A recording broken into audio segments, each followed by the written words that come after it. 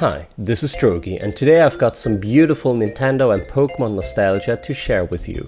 On a Japanese auction site I got my hands onto a quite rare and obscure promotional bundle whose history is barely covered on the internet. Welcome to the forgotten Nintendo 64 Pokémon cards. Let us rewind to the year I was born in, 1996, a year that marked the inception of two world-changing phenomena. In February of said year, the Pokémon universe took off worldwide with the release of the first Pokémon games in Japan, Red, Blue and Green, and of course the anime. Everywhere in the world people went crazy, the Pokémania began. In October, a trading card game was released. Kids and adults all over the world started collecting and trading them. The rest is history. So, what else in 1996 was huge? The Nintendo 64, Nintendo's brand new 64-bit home console that burst into the gaming scene, revolutionizing the industry with its cutting-edge 3D technology. People could not believe the new 3D environments they found themselves in. Now, Pokémon stands as the colossal media franchise it is today, who make their biggest profits not from the video games, but from merchandise, with Pokémon cards being especially profitable. In 1997, Pokémon decided to merge the two big trends, the Nintendo 64 and Pokémon cards. Today I want to tell you about the quite obscure Nintendo 64 Double Gag Campaign Pokémon cards that came with a super rare CD. And without further ado, let's jump right in. Between early December 1997 and late January 1998, lucky customers purchasing a Nintendo 64 were given a promotion article, two exclusive promo cards, Hungry Snorlax and Cool Porygon. These cards were part of a bundle that also included a music CD titled Singing Pokémon Encyclopedia. More about the CD and its questionable content later. This is what the bundle looks like. If you open it up, you find a super cool Pokédex shaped packaging for the CD that serves as a track list, and here are the beautiful cards. Now the golden booklet itself is kinda cool. It explains how the trading card game works and explains you how to use the cards. But onto Hungry Snorlax and Cool Porygon.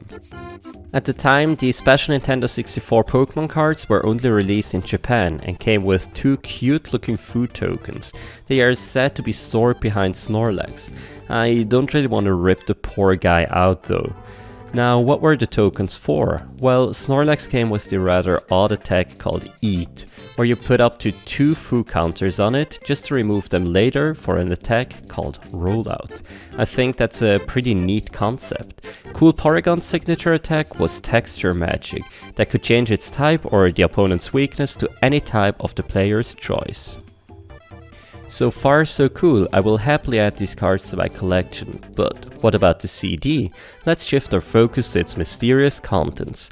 Or let's do that in a minute actually. First I would like to let you know I'm planning to release videos regularly again, so please subscribe to my channel for more Nintendo speedrunning and retro game themed content. I appreciate it a lot.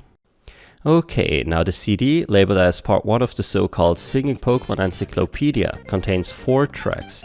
They are basically a sung and rapped Pokédex. Track 1 and 2 feature all the first generation normal Pokémon, tracks 3 and 4 feature descriptions of all the bug types. The CD was released in 1997, back when Pokémon had yet to launch outside of Japan, so the tracklist still refers to Pokémon as a portmanteau of the words pocket and monsters, spelled with a CK from back before the standard romanization Pokémon was established. Now, what can you actually find on the CD? Well, the CD's tracks play the Pokemon's cry, followed by a short verse describing the Pokemon. The music is surprisingly epic at times, despite its wholesome theme. Just listen to Metapod and Butterfree.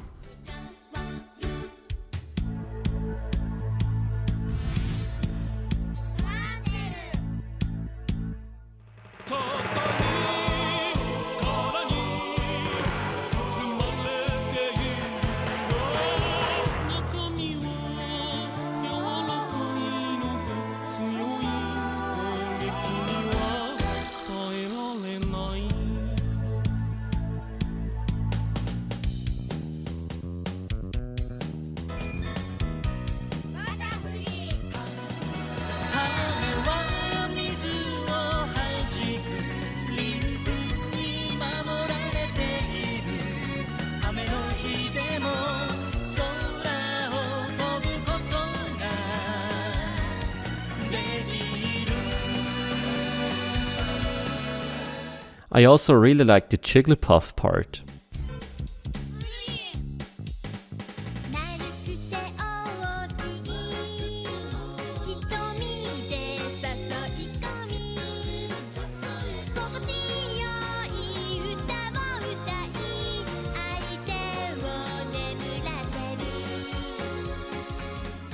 And the last one I want to show you now is Scyther.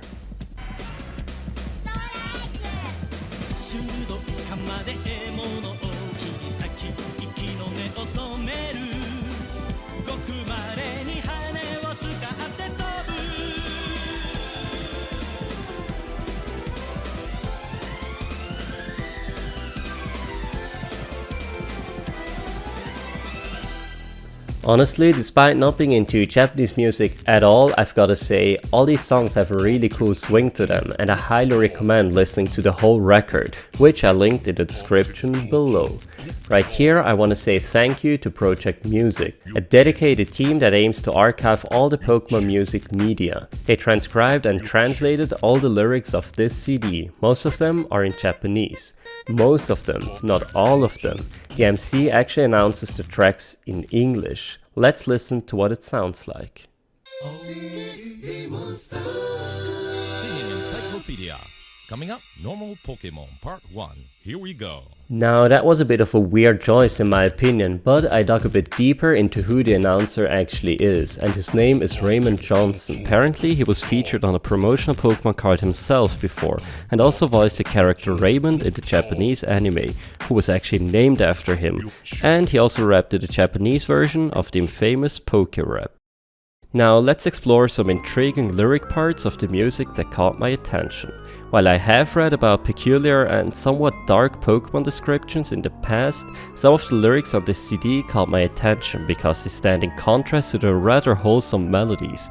I've got 3 examples for you. The lyrics state that the eggs that Chansey lays are not only eaten but also nutritious. They also mention that Wigglytuff's cute fur is made into high quality pelts, possibly to be worn by humans. And parasect spores find a use in China as medicine, a real world connection in the Pokémon universe similar to the Gen 1 Team Rocket grunt claiming Team Rocket operates a branch in Russia. I don't know, it's just odd to me that they put this onto the CD. Personally, I appreciate the shift to a more different universe-like approach in recent Pokémon lore that doesn't refer to real-life places. Now before we wrap this whole thing up, I want to tell you about a project I've been working on for the past few weeks. I've drawn several sketches and wrote dozens of pages of lore for a bigger video I am working on. It's going to be called something like If Switzerland Was a Pokémon Region. If you like my content and are interested in said video, subscribe to my channel. I plan on releasing more videos regularly again in the future. I will list all links and sources that I used in this video in the description. If you have further questions or other inquiries, don't hesitate to contact me on X or Discord, and also make sure to follow me on Instagram. This is Drogie. I hope you've enjoyed this dive into Pokémon and Nintendo 64 history. And for now, for the first time in a while, I wish you a very nice week. See ya!